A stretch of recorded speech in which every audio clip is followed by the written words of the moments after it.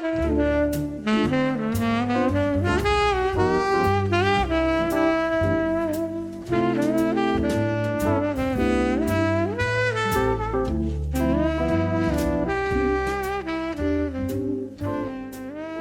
everybody. Welcome back to another episode of Unwise Girls. I'm your host, Jacqueline. And I'm your other host, Jane. We're your favorite podcast, all about the Percy Jackson and the Olympian series, the Heroes of Olympus series, the Kane Chronicles, the Trials of Apollo, the everything else that there is, which I think there's only one Magnus more. Archives. The Magnus Archives. We talk about Serial. We talk about the McElroy brothers. We'll be in Trolls 2. We've got it all for you exclusively. Actually, I think that was on the bonus episode. I think that's right. I think you're right. Today we're starting the Battle of Labyrinth. Yeah. We've made it to book number 4. Yeah, how you feeling, Jane? Generally or about the book? Let's go generally first. Generally, I feel a lot better than I did a few hours ago. Because I felt very, very ill. And then nature compelled me to remove some things from my body, and now I feel better. That's sick, literally. Sorry for the pun. Please don't apologize, it was perfect. Thank you. How are you feeling on the book so far? I mean, I'm my first impression of the book is it's all right. Pretty good. Yeah, I feel pretty much the same. It's all right. All right, let's get right into it, folks. Jane, tell us about these chapters. And I have just realized I've set up my microphone in front of my screen. You are a fool. Yep. Listen, I am unwise. It's part of our brand. I completely understand. Okay, here we go. Chapter summaries. Chapter 1. I battle the cheerleading squad. We open on Percy's mum dropping him off for his orientation at Good High School, spelt with an E, where her boyfriend, Paul Blowfus, works as a teacher. As he approaches the entrance to the school, he notices a familiar face, Rachel Elizabeth Dare, the mortal girl who he met at the Hoover Dam in Titan's Curse, who has the ability to see through the mist. In an attempt to avoid her, Percy tries to sneak in the side entrance, where he's met by 2 cheerleaders, Kelly and Tammy. As Percy tries to sidle past them and get into the school, he knocks against Kelly's leg, which makes a metallic clang noise. Before he has any time to process this, the orientation begins. And it goes well, right up until Percy realizes that Rachel is sitting right next to him. They talk briefly about the incident at the dam, but before Percy can explain himself properly, the cheerleaders go up on stage at the orientation. And it's clear that the metallic clang that Percy heard was only the tip of the iceberg. Rachel, with her ability to see through the mist, sees them for what they really are, and flees, taking Percy with her into the band's storage room. Percy gives Rachel the basics on what's going on, and she's relieved to find that the bizarre things she's been seeing are actually real. Just then, Kelly and Tammy arrive. While Rachel freaks out about their horrible appearance, Percy can't see through the mist as well, and as a result the two are able to use their womanly wiles to disorient him. The two are Empauci, the creatures on which vampires are based, and look similar through the mist, besides the fact that one leg belongs to a donkey and the other is made out of bronze on each of them. Kelly tells Percy that soon Camp Half-Blood will fall, and his friends will be enslaved by the Lord of Time. In the resulting fight, Percy manages to kill Tammy and attempts to finish off Kelly, but she flees into the corridor, and a bunch of students, plus Paul Blowfus, watch as Percy strikes her. Kelly bursts into flames and disappears, and Percy runs for it. Outside the school, he meets Annabeth, who had been planning to meet him once the orientation was over. Percy tells her about the monster attack, and then Rachel arrives, and tells Percy to go and that she'll cover for him. Annabeth seems a little jealous that Percy was hanging out with her, and seems to know... Annabeth is jealous that... Annabeth is jealous that Percy was hanging out with, and seems to know Rachel, and she and Percy hop in a cab to get to Camp Half-Blood.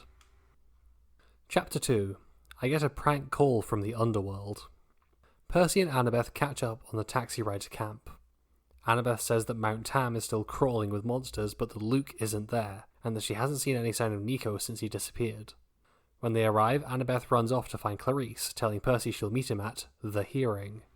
Percy wanders down the sword area to blow off some steam, and meets Quintus, an adult demigod who's filling in as head of camp while Mr. D is away, and his pet hellhound, Mrs. O'Leary. Percy also sees a bunch of mysterious crates covered in warnings, which Quintus cryptically tells him is for a training exercise. Chiron then comes and collects Percy, grimly informing him that the hearing is about to begin. Grover's hearing, where his fate will be decided by the Council of Cloven Elders. When they arrive, Chiron goes to sit with the council while Percy sits with Clarice, Annabeth and Juniper, Grover's new dryad girlfriend, who is distraught. The council are accusing Grover of making up his visions of Pan, as he's failed to produce any results in finding him since then. The council give Grover 1 more week to make something happen or he'll get his license taken off him. After briefly catching up with the miserable satyr after the trial, Percy has to run to his cabin as inspection is imminent, and his is still a tip from when he last stayed there. However, when he arrives, he finds that it's already been cleaned because Tyson has arrived. Tyson also reveals that he's repaired Percy's shield, which Percy is overjoyed about. The two hang out for the rest of the day, and Tyson mentions that for some reason Grover scares him. They go to the sword arena again, and Percy notices a strange mark on Quintus's neck, which he refuses to elaborate on. After that, it's time for dinner, where Percy tells Tyson that Nico is a son of Hades. Later that night, Percy can't sleep, and as he's tossing and turning, he notices a rainbow in the spray from the cabin's fountain.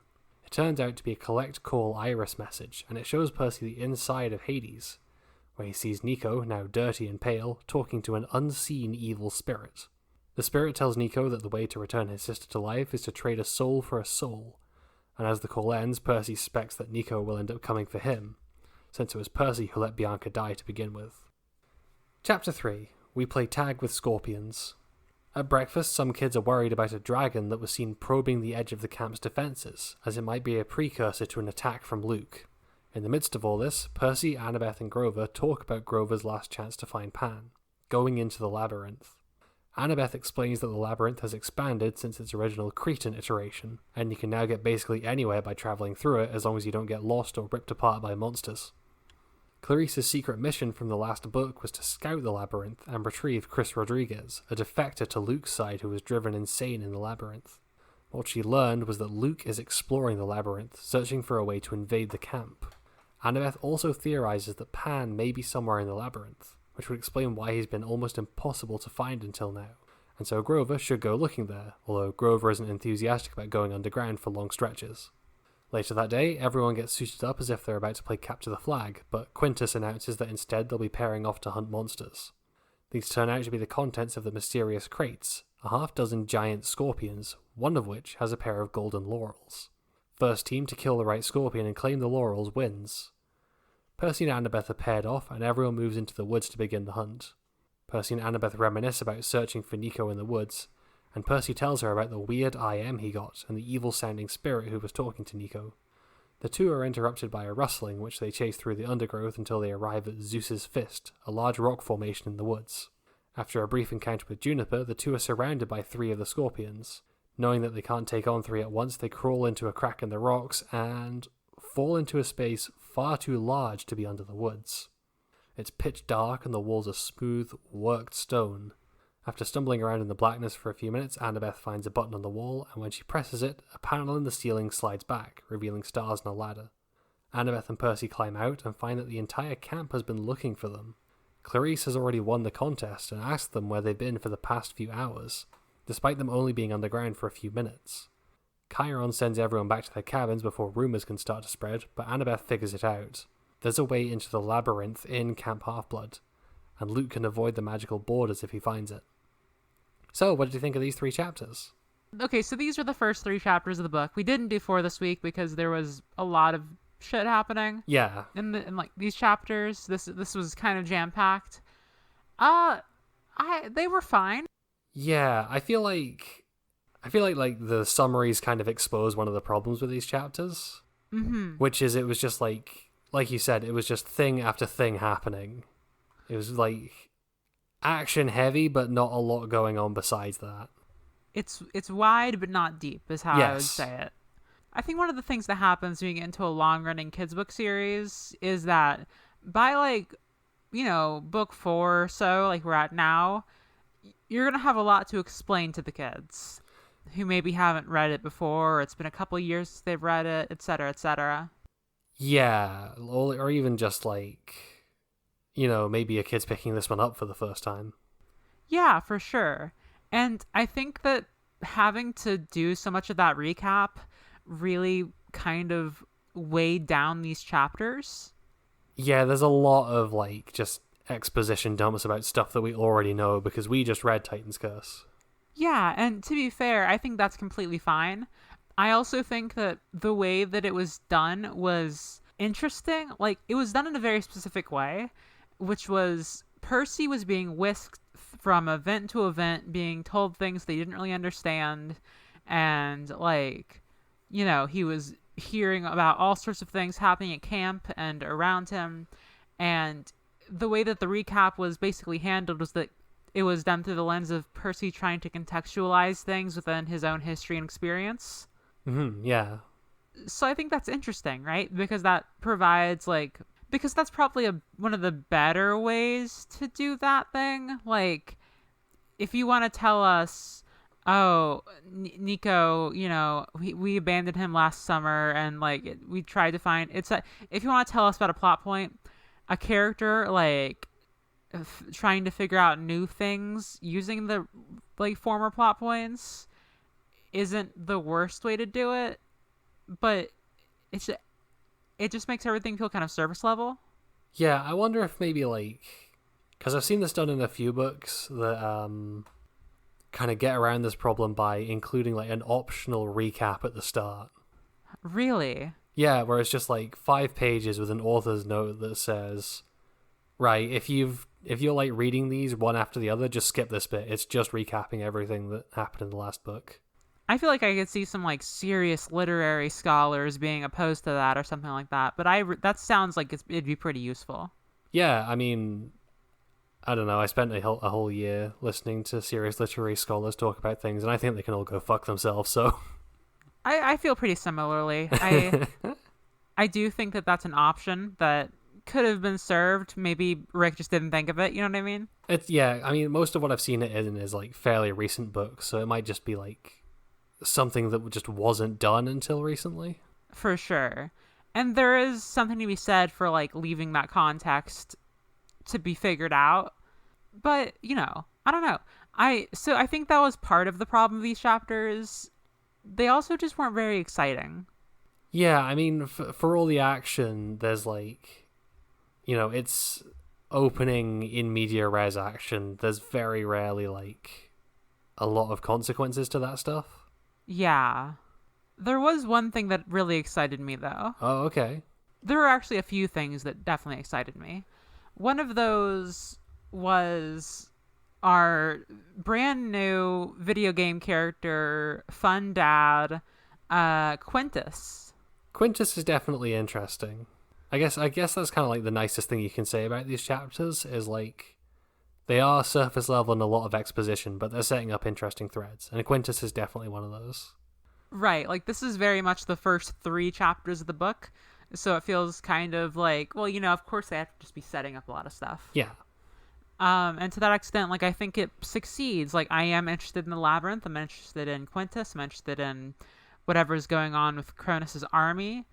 I'm interested in all of that right now. I think that's all, like, been successfully established so far, even if I don't think it was especially exciting reading. Yeah, definitely. I'm interested to see where Rachel Elizabeth Dare pops up again. Same. Her job seems to be to just appear at the worst possible time. That's a pretty good job to fulfill in a book. True. I want to see more of her, though. She's a cool character. Oh, absolutely. I mean, like, worst possible time for her. Oh, absolutely, yes. So, let's talk about Quintus first. What do you think of Quintus? Quintus is... I'm suspicious of Quintus. I am, too. I was wondering if you would be as well. Do you feel like he might have, sent those scorpions after Percy and Annabeth? That hadn't even occurred to me. That wasn't even part of why I was suspicious of him. Really? Well, yeah, I mean, my thing is more just, like, he's a cool new character, but he's clearly covering up, like, a secret about this mark on his neck, so there's probably something shady going on there. Oh, I'm sure there is. My theory was that he paired up Percy and Annabeth so that they could both get driven into the Labyrinth by the monsters that he probably brought in, because Percy remarked on, like, where do these monsters come from, or whatever. Yeah, like, half of the monsters in the forest targeting them directly seems a bit weird. It does. I'm curious if he's gonna be what we thought that what's his name from the second book would be. Tantalus, yeah. Maybe he'll be the actual like kind of cool villain that Tantalus could have been. God, I literally have not thought about Tantalus since I put that book down. Absolutely same. Wait, hang on. I wonder if Tantalus is the person who Nico's talking to.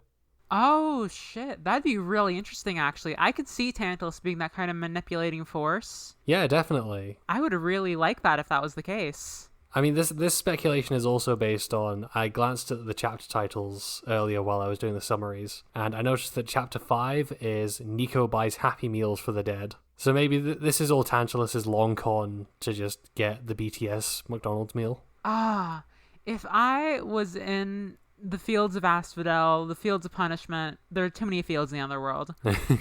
And tantalized me is really all you could say with that sweet BTS sauce. I would do anything I could. I would manipulate a 10-year-old boy into, bringing back and killing people just to get those sweet McNuggies. Blood sacrifice for the Amogus BTS McNugget. Absolutely. Did the school stuff? The school stuff, I feel like it was more or less just like a more truncated and probably better version of the opening of Sea of Monsters. It felt very distinct to me, just because of how vividly the Sea of Monsters school was described, and this feels like the most normal high school Percy's been to yet in a lot of ways. Yeah, I suppose that's true. I mean, it's literally called Good High School. Yeah, and so that's really funny because, like, it kind of makes you think, like, oh, Percy's finally got a good place. He's got, his mom's nice boyfriend. He's got his mom, he's got going to a new school. He's got his friend, ? Going there with him. But also, we're, like, immediately set into, like, Percy anxiety mode because his brain goes into hell as soon as he sees Rachel Elizabeth there. I mean, he's completely valid. Like, he is. His fears are not unfounded. No, you're right. And I do think, like, his mom saying to him, like, all you have to do is not blow the school up, and then, like, it's really, like, a bad situation for him, because he also has, like, really bad social anxiety, it seems like, to an extent. Yeah, he does seem to just kind of struggle generally with people. Yeah. Which, damn, me too, the fuck. Yeah. Or maybe it could have just been the bad vibes that those cheerleaders are giving off. That is also very possible. What do you think of the Empausai, Empuse, whatever? I think it's yeah, it's like Empusa or something like that. I'm not sure. I think the Empusa are, like, interesting. I think they're cool monsters. Yeah, the design is certainly very, like, weird and distinct. I also think it's interesting that servants of Hecate are, like, serving Kronos. Hecate being, like, a god, like the god of magic. Wait, oh yeah, wasn't this, like... I think this is another Sea of Monsters thing. Oh yeah, Circe, I think. So, yeah, Circe was also, like, given magic or worshipped Hecate. We've seen a lot... So, she seems to definitely be sort of, like, on the Kronos side of things. Yeah, it seems that way. I mean, we also haven't seen... Is she even an Olympian? Because she doesn't have a cabin at Camp Half-Blood or anything. No. She's not, like, one of the classical 12 Olympians. Uh-huh. I think she's, like, an underworld, like a chthonic one. Right, okay, so, like, primordial. A little... Not primordial. She's not, like... she's not one of those. I think she's, like... I can't think of, like, the theogony of it, but yeah, don't worry about it. I'm drawing all my mythical knowledge here from Hades. Yeah, of course, but I think that, like, she's the mother of, like, Circe and the Empusa and Medea, if you ever read that, and Scylla. Oh yeah, the giant two-headed thing. Yeah, exactly. I think she's, like, cousins with Artemis and Apollo. It's a whole thing. All the Greek gods are related. Also, they're all fucking each other. This is just how it goes. Yeah, she might be Zeus's daughter. Who knows? It's always interesting. And then along came Zeus with his lightning bolt. And then along came Zeus You'll get that one day when we watch Hercules, which we're going We to should do for watch the that bonus this episode week for the bonus episode. We should. We'll be doing that along with talking about E3, probably. Oh, yeah, we still need to do that. Anyway, this is several weeks out of date for anyone listening. Probably true. What was I saying?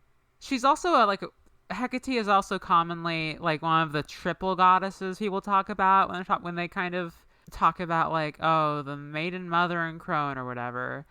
So they're the ones they get the most shitty Tumblr subs in their DMs calling them goddesses. Right. Well, she's the crone, so I don't know if... I feel like it would still happen. Probably, yeah.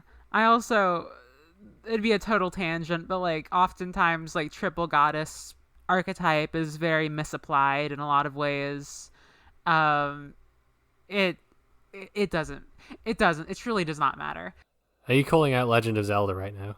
No, not that kind of thing. I'm talking about like when different goddesses from certain cultures are like applied to aspects of like a thing that's very based in like a very specific culture of, I don't know. Like there's a lot of I could do a whole different podcast about paganism. Oh god. And like historical things, but that won't be this podcast, is what I'm saying. This podcast is kind of pagan already. We're in that area. I think that's probably true. Aphrodite is the patron goddess of the podcast, so... This podcast is our offering to Aphrodite. No, blood sacrifice. Oh, you're right, of course. What I think is that it's really interesting that there's now explicitly a god basically on Cronus' side, or implicitly, but like it seems very explicit. Yeah, there's not a lot of other ways to read it. Mm-hmm. How do you feel about how the cheerleaders were introduced? Did you notice the description of them? The description that made specific note of how one of them was black and had hair that looked like Medusa? Yeah, that one. That was a little... Well, because it wasn't like there was a white... It wasn't like one of them was white and had straight hair or something. It was like one of them was blonde and had blue eyes, and the other was African-American with dark curly hair like Medusa's. It's a little bit of like J.K. Rowling vibes with the like, if a character is not white, you know about it. Yeah, and if a character is white, it's assumed. Yeah. It's very much that kind of like white as default thing that I think is extremely prevalent but always annoying. Yeah, a little bit. They're fun characters for while they exist though. So yeah, I think the school stuff is fun. That whole section is alright. I have a question for you. Okay. How do you think the romance is going to be in this book? Okay, so we gave a bit of credit last book to like, Percy's jealousy regarding Luke, because that was quite complicated, and you can see how that was wrapped up in the other things he felt about Luke and the long history those characters had together. Annabeth being jealous that Rachel Elizabeth dare exist is bullshit. And I know that, like, sometimes that does happen or whatever. It just feels so boring. It's shitty and boring when it happens in real life. Don't put it in the damn book. Yeah, I don't get it. It doesn't feel Does it feel accurate to her character? I don't know if it does. I really don't think it does. Like, Annabeth, I think, is quite... she's quite a logical character. Mm-hmm. I guess you could say that, it shows just how much she's into Percy, that she's ignoring that in order to be jealous. But, I just don't like it. I don't like that she's jealous of Rachel Elizabeth Dare. It doesn't feel right or interesting at all. I also don't like that it's treated as, like, just kind of normal. Like, Percy's not just, like, fucking get over it. Yeah, and I don't think he would. Like, it doesn't seem very, Not, words to that effect. Like, it's not weird that he knows another, like, girl who goes to his school. Yeah. And if they were, like, caught in any kind of, like, compromising seeming situation, this would be still tired, but, like, make more sense. Actually, I wonder if originally the way this worked was, like, somehow Annabeth walked in on them in the band room together. Maybe. Well, because the way that they meet her is that they, like, run out of a dark alley together. And I guess. so that's kind of, but like then, it's immediately like, oh, the school's on fire. Yeah, before she even shows up, Percy is yelling about how he accidentally murdered 2 cheerleaders, so... If she like found them stuffed into a closet together, something like pressed up against each other, whoops, accident, then like, sure, maybe I'd give it like a few lines of like, you know what I mean? But it doesn't feel authentic, I guess. Yeah, it just feels like a trope that exists because that's how these romances go. And that's kind of what we were worried about from the beginning. Sure is. So let's hope for better stuff. Let's hope. Also, I've just boosted our podcast Inherent Paganismness. Uh-huh. I went rooting through a pile of Yu-Gi-Oh cards next to me and pulled out a copy of Slifer the Sky Dragon. Oh, hell yeah. So now we've got an Egyptian god card watching over our podcast for Maximum Pagan. Make sure to save those for the Kane Chronicles. Their dynamic was good in the rest of these chapters, though. It was... After that, it was pretty much back to just, like, normal for them, which is more or less just being mates.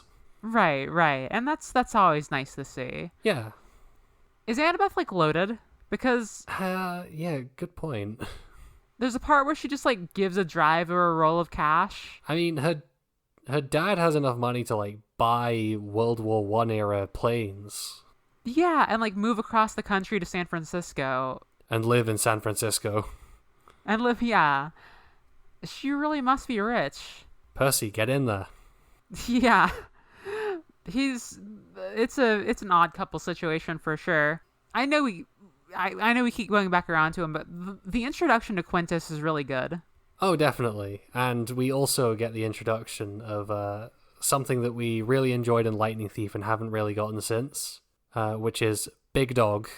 Doggy. Large, we love Doggy. very good dog. Quintus has a pet hellhound named Mrs. O'Leary, and when Percy sees her, he's like, oh god, there's a hellhound sleeping in the field, so he tries to kill her, and suddenly, like, out of nowhere, his sword is, like, blocked when it's inches away, and then he, like, instinctively attacks whoever blocks it, and Quintus parries it, and it's awesome. It's really cool. I am ready for, like, if Quintus turns out to be a villain, I'm ready for him to be a really cool, like, ending boss fight for the book. He at least deserves, like, a good one-on-one duel, because Absolutely. This sets that up really well. It's notable also that he's the first, like, old demigod we've met. Now that the book brings it up, it is kind of weird that we've never seen that before. And I guess we were just kind of supposed to take it as read that most of them died. Yeah, exactly. Grover's not having a good week, I noticed. Grover's having a bad time, which, kind of normal for him now. Yeah, Grover just doesn't seem to have a good time in these books. Hey, at least he's got a girlfriend now. Yeah, that's nice for him. Juniper, she seems like a nice person whose, main character trait so far seems to just be, Grover, but it's okay. I'm kind of giving it the side eye, if I'm honest. Yeah. That this girlfriend character has been introduced with, like, no prior setup, doesn't seem to be especially characterized or important to the story, and does come after we've spent 2 books insinuating that Percy and Grover might be gay because of the empathy link thing. Did we ever say that? I guess we might have. But... I think I cited it in one of our Percy Jackson characters and not cishet segments. I think that's true. I think you're right. Like, I know there's establishment because, like, we've seen the satyrs chasing around the nymphs and, like, trying to kiss each other or whatever. And that was, like, fun, but I do kind of wish that she was introduced beforehand. Like, maybe, like, oh, like a nymph waved to Grover. Like, oh, that's Juniper. I don't know. Like, anything could have... Like, it's nice to have a character introduced before they're a romantic partner. Like, it's not necessary. It's certainly not necessary. Like, not every single character has to have an introduction before they become... like a different character's, like, romantic partner. But it does kind of make them seem like less of a not gay. Yes, exactly. And just kind more of a character for themselves in general. Like, Juniper so far does not feel very 3-dimensional. She is sad because Grover is getting fired. Yeah.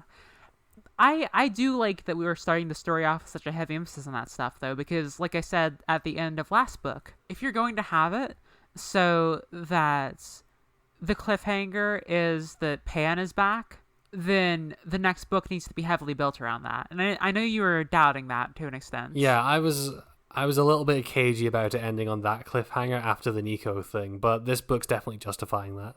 Yeah, speaking of Nico... Poor kid. Poor kid. He's homeless. It's like his hair's growing long. His face, he's all pale. He's setting fire to his Warhammer figurines. That's how you know someone's gone off the deep end. It's really sad. He's emo now. It's sad. He's thinking about doing human transmutation to murder Percy and get Bianca back. We're assuming it's Percy, but he never actually said Percy. I mean, going by the end of the last book, where he told Percy that he wished he was dead. We're heavily assuming it was Percy. But we need to have a segment one day, or just like an episode where we look through all the different character art, because there's like 2 different depictions of Nico that are vastly different from like around this time. Uh-huh. I think it'd be interesting to like compare and contrast. So I think one day it'd be fun to just like take a look at all the different art that we have for the characters and compare them and how we feel about how they should look. Yeah, that sounds fun. Speaking of comparing art, though. Oh, here we go. Two rave reviews in last book. We compared the covers of all the different editions of the Titan's Curse. Now I would like to take a look at all the different covers of the Battle of the Labyrinth. I'm ready for this because, as usual, the UK localized cover is dog shit. Please describe it to us. So what we've got is a kid in like an ill-fitting t-shirt, shot from the back, holding a poorly photoshopped in shield and sword, kind of facing off against a snake woman with big wings, but it's all kind of like the same color and purple and quite dull. Okay. Yeah, and it's got like this weird like holofoil effect on it where like the characters are matte but the background is shiny, and I feel like that should be the other way around. I've never seen that one. Let me find it really fast. I'll take a picture and I will send it to you if I can do that faster than you can Google it. I'm seeing it. This is the UK edition. Half boy, half god, all hero. Yep. This does not look good. It really doesn't. Although I'm looking at the one that you've sent me. Is this the American version? This is the re-edition. This is the reprint. Okay, that's also not good. This is worse. It's basically the same kind of setting. It's Percy. It's a boy in an orange shirt, dark hair, kind of messy, holding a sword back, and a shield, shot from the back, looking not at anything specific, just kind of at like a fire. He is like surrounded by a ball of fire. I think he's looking at the now a major film sticker. I think so. In horror.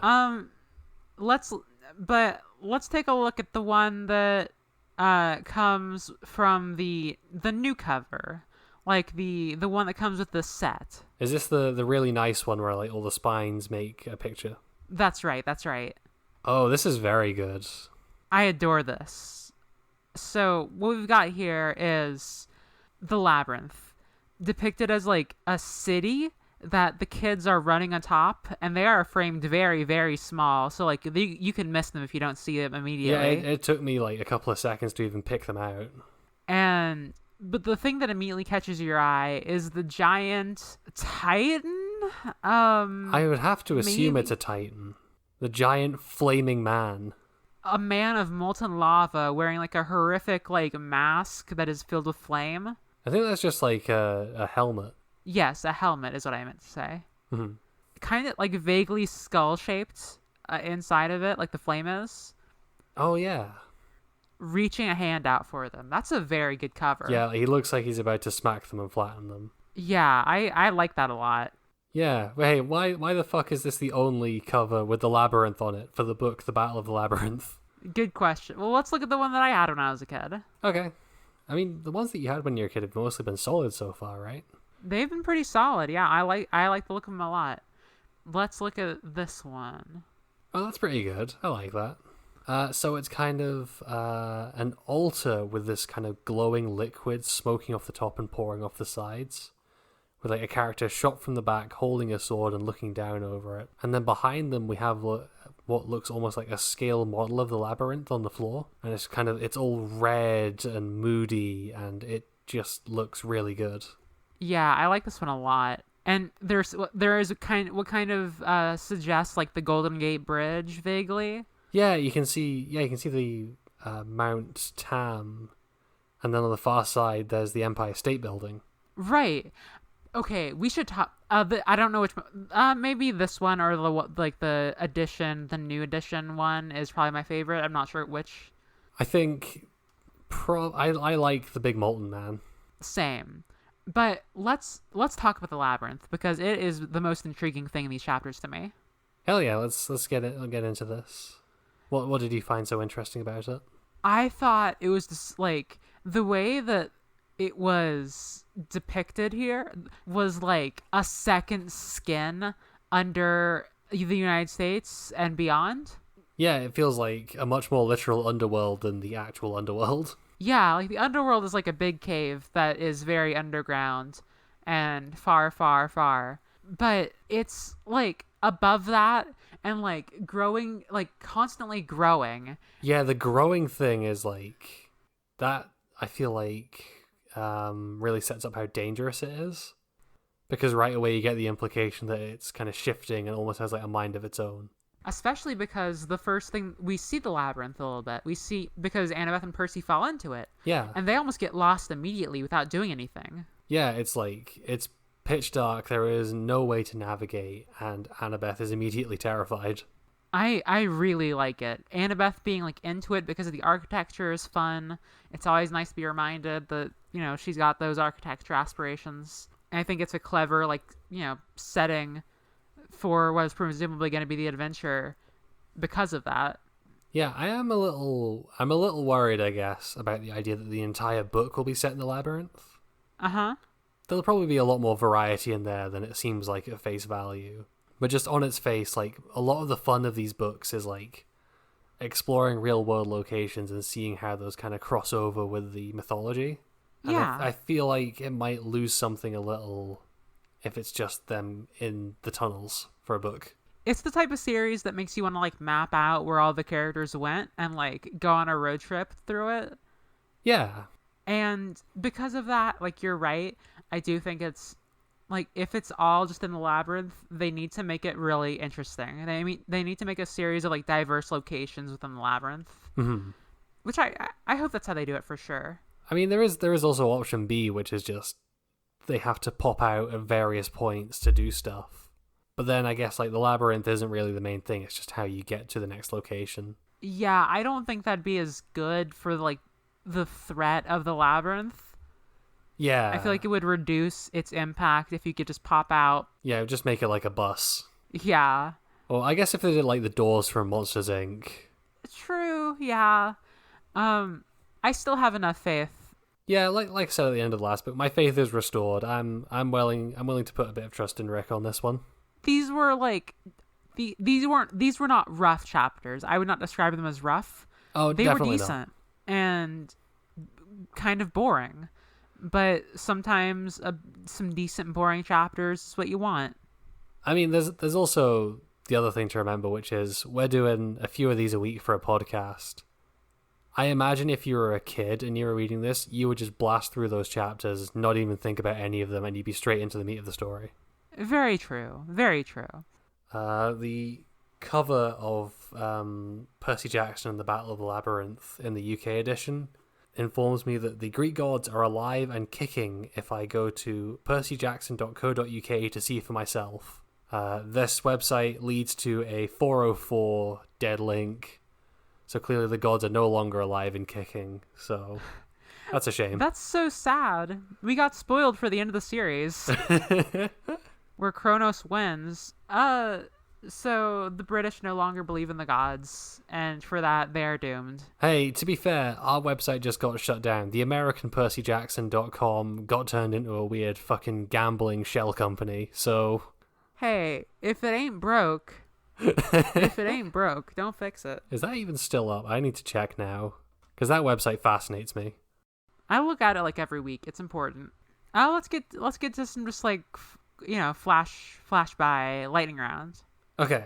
Jane, you told me that before the show started that there was some kind of sick, really interesting, really like poignant reference that was made in these chapters that you thought revealed a lot about like authorial intent and just maybe like some context for what's going to be happening in these books. I did. So here is where I think we get into some like deep metaverse level stuff. Because I think this is the first hints we get of the crossover with the Aragon books and also Doctor Who. What? Because if we go to chapter 1 and see... Where is it? Listeners, I have no idea what the fuck Jane is talking about. Where the fuck? Ah, yes, here we go. Soon your pretty little camp in flames, your friends made slaves to the Lord of Time. Now, the species of the Doctor in the hit television series Doctor Who is Time Lord. Uh-huh. And in the Aragon books by Christopher Paolini, it's been confirmed that the Doctor is in fact canon in those. This is information that I wish I didn't know, but I do. It's stuck in my head forever. Of course, the soon-to-be remade Aragon series. Of course. Hashtag remake Aragon. Well, what's clear to me here is that we're clearly getting like an evil Doctor arc where he comes in, takes over Camp Half-Blood, and then the funny dragon boy comes and saves them all. And listeners, Jane, you may say, Jane, this is the most insane thing I've ever heard in my life. This is clearly referring to the fact that Kronos is a god of time. I actually did not know about this. And it's very obvious because his name is Kronos. Oh. It's spelled with a K, not with a CH.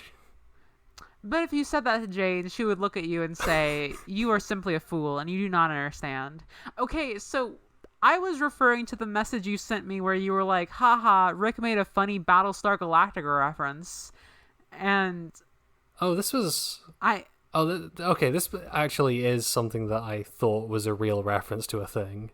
Okay. But I think it's more of just like a cute little nod as opposed to like full-on reference, which is just that okay. The first kid we meet from Apollo Cabin is called Lee, and one of the main characters in Battlestar Galactica is Lee Adama, whose call sign is Apollo, because of how closely he resembles that god. That's literally it. That's all I had. I have no idea. I don't know when that show is coming out. It's very possible. 2003, so it's extremely like... I mean, I would argue possibly likely that Rick watched Battlestar Galactica because a lot of the mythology of that show is drawn from like ancient Greek stuff. Okay, I could see that for sure. Yeah. Did you have any insane tangents to go on or... No, you're the one who's not normal today. I'm normal. Tyson's back. That makes me smile. He's cool. Tyson is being treated better this book, and I'm here for it. Silena's flirting with Percy. That's interesting. That's where Annabeth should be jealous. That's a legitimate reason. That's true. She wasn't there though. The Drakon are nothing, but I guess they represent the impending threats. Yeah, I only mentioned it because I figured like it might end up being important later if it like tries to like invade the camp. Yeah, it's like mood setting or whatever. Yeah. Annabeth and Clarice are kind of friends now. I like that. Definitely. I mean, I feel like Percy's attitude towards Clarice is kind of unjustified. For sure. Where he's like, oh, she usually says hello by trying to get... Like, you had an adventure together and had, like, a whole arc about learning to work together for the greater good. So, like, don't give me that shit now. And to be fair, she was still a jerk the whole time then. Yeah, and they haven't seen each other for a while, but... Be cool, friendly rivals now. Yeah, I would like that. Hopefully they will be. I hope so. Anything else to cover, or should we head into our final segment? Let's do our segment. Which Percy Jackson character is not cishet? Okay, yeah, I think this week I want to call out, what's this kid's name? Chris Rodriguez? Uh-huh. Chris Rodriguez is the kid who betrayed the camp to go join Kronos and Luke, and ended up apparently in the labyrinth. And then got stuck in a hole in the ground and went crazy. Yeah. I think that Chris had a crush on Luke. I think that I think that that's what you would have. Everybody in camp had a crush on Luke. It's very clear. That genuinely is the vibe we get from book 1, so I'm not going to push back on this. Especially because we know that at least probably 10 campers have left to join Luke's side. Yeah, you'd assume so if you divided equally, ones who died, ones who didn't come back, and ones who defected evenly. Who would you give it to? My picks for this week are Kelly and Tammy. Vampires are not heterosexual ever, even once. Especially if they have goat legs. I think you'll find it's a donkey leg. Especially if they have donkey legs. I know what I'm talking about. It's not much later than we usually do this. My brain is completely clear. If it's any consolation, my brain is very foggy because it's 2 a.m. So understandable. Jane, you gotta go to bed. I am going to go to bed. We gotta stop this podcast. We have to destroy it. Stop it in its tracks. We have to. I'm screaming. I'm yelling to the clouds. My hair is turning golden, and I'm going to use my final attack. I call it outro. So I think that'll do it for us today. If you like the show, you can contact us at unwisegirlspod@gmail.com or on Twitter at unwisegirls, where you also have a link to our official Discord server. If you like us, you can support us by downloading our episodes, telling a friend, leaving a nice rating and review, or checking out our Patreon. For $1 a month, you get a special role on our Discord marking you as a camp counselor. For $3, you get an even specialer role marking you as a friend of Dionysus. And you also get access to our bonus content. This week, we watched Hercules. Probably a little bit more Homestuck, possibly. And Hercules stuck. A little bit. And maybe we'll talk about the Nintendo Wii 3 stuff. Yeah, because many of the happy games were released that made dopamine happen in my brain. Yes. And if you're feeling especially generous, if when you hear our voices you feel dopamine in your brain, you can get the special stroll of Aphrodite's Chosen for only $5 at Patreon. Patreon.com/unwisegirls. All of our bonus content as well, and a shout out at the end of episodes. Speaking of which, this week we'd like to thank Mercy, Veronica Friend, and Erica. Jane, please come up with a funny nickname for me, Faye. Jane, do it. Fuck. Your name is now percyjackson.co.uk. I guess that's funny if you from a cosmic perspective, because none of this matters. Oh, yeah, I'm almost tempted to go digging for it in an internet archive or something just to see what was on there. I'd imagine nothing of any kind of value, but still. Yeah, probably. And if you're curious what it feels like to not hear our voices anymore, I will say this. Jane, as we say every week, at the end of every single episode, you will have to pay every penny you have for our silence. You will have to pay every penny you have for our silence. See you next week, Camp Half-Blood. See you next week, Camp Half-Blood. Bye. Bye.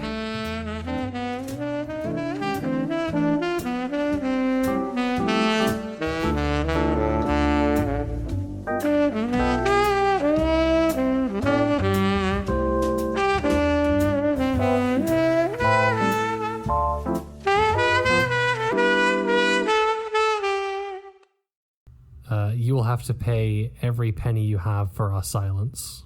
You will have to pay every penny you have for our silence. See you next week, Camp Half-Blood. See you next week, Camp Half-Blood. Bye. Bye.